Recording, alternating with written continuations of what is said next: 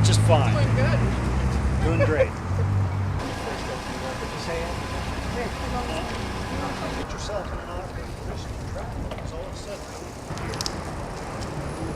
Off the bat. Off the bat.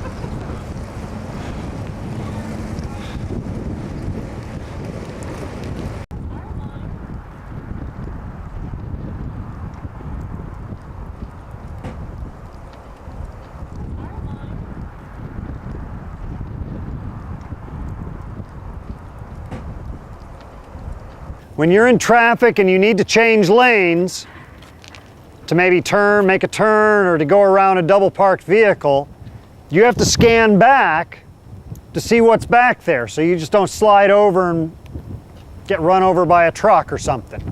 And I'm going to stand over here a little bit to the left of that line as you go through this, and I'm going to be either up or down, okay? And you need to scan back just long enough to see if my hand is up or down. And I want you to yell out, up or down. Just want to look back.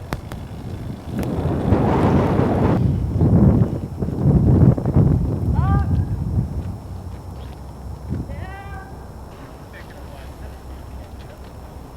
Down. One more.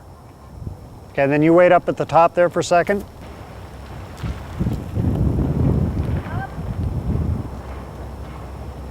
Okay, she did a good job of maintaining a line there.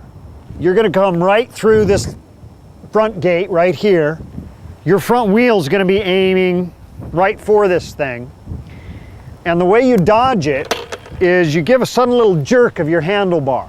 And you're almost like skipping that front wheel around the rock. Your bike should travel through here. Now listen.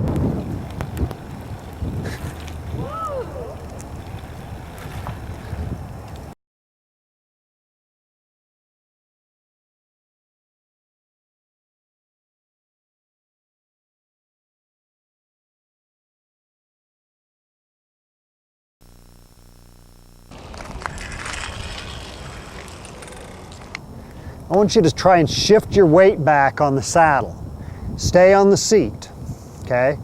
Now if your back wheel begins to skid, lighten up on your front brake a little bit.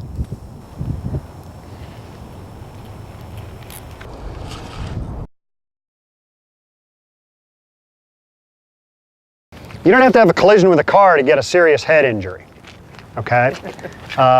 You can just fall off your bike at 8-10 miles an hour and hit the pavement and have a life-altering or life-ending head injury, okay? So every time.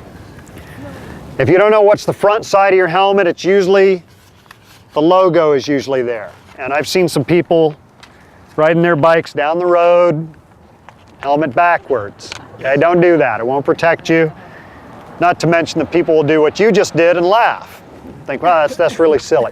When you buy a helmet, this helmet's a universal fit, okay? One size fits all, but not all helmets are made that way. Now, the helmet also has these two side buckles. I call them side buckles. And those side buckles should be right below your earlobes, not clear down here by the chin buckle. Okay, I'm gonna show you on Anthony here.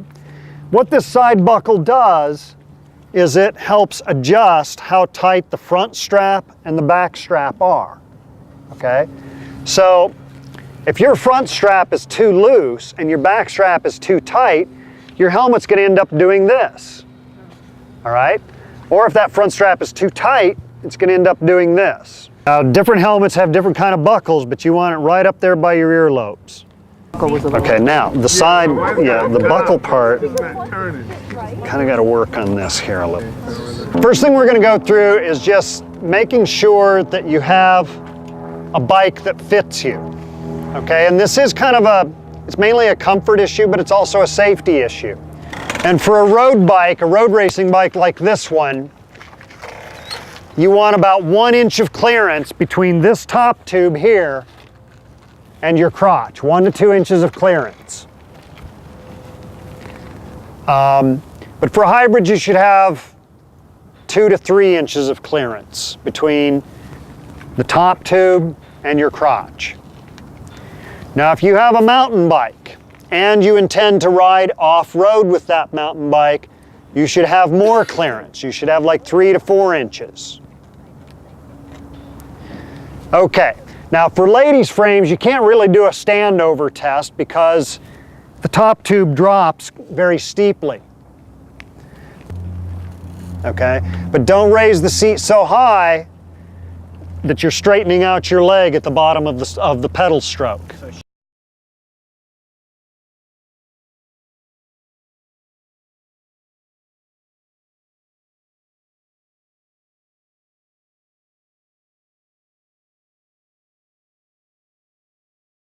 What we're going to go through now is a safety check that we call the ABC Quick Check. And you want to do a pretty frequent inspection of your bike. The chain is very dry, so it doesn't really need to be cleaned. But what I do is I take a rag, and you can let it down, and I just roll the chain backwards through the rag like this. But it's so dry, it's actually kind of trying to grab the rag and pull it along. Then I shift the gear. No, just the back one. Okay. This is the crank right here. And these things with the jagged teeth that you don't want to get your pants caught in are the chain rings. And to just check them, roll your crank backwards and just look at it, and you'll see whether or not the chain rings are warped.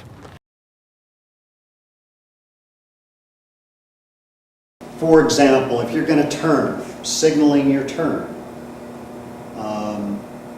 lets other road users know what you're going to do and prevents them from making a mistake that will cause a collision.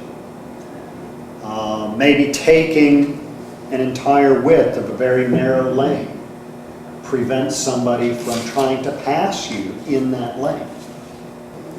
And looking at a situation that's happening ahead of you and sort of knowing what's the worst that can happen in that situation, that little piece of evidence or data that you see ahead of you. Okay? I'm seeing a lot of headphone use, and I think, if people are like a bike club ride, they do that.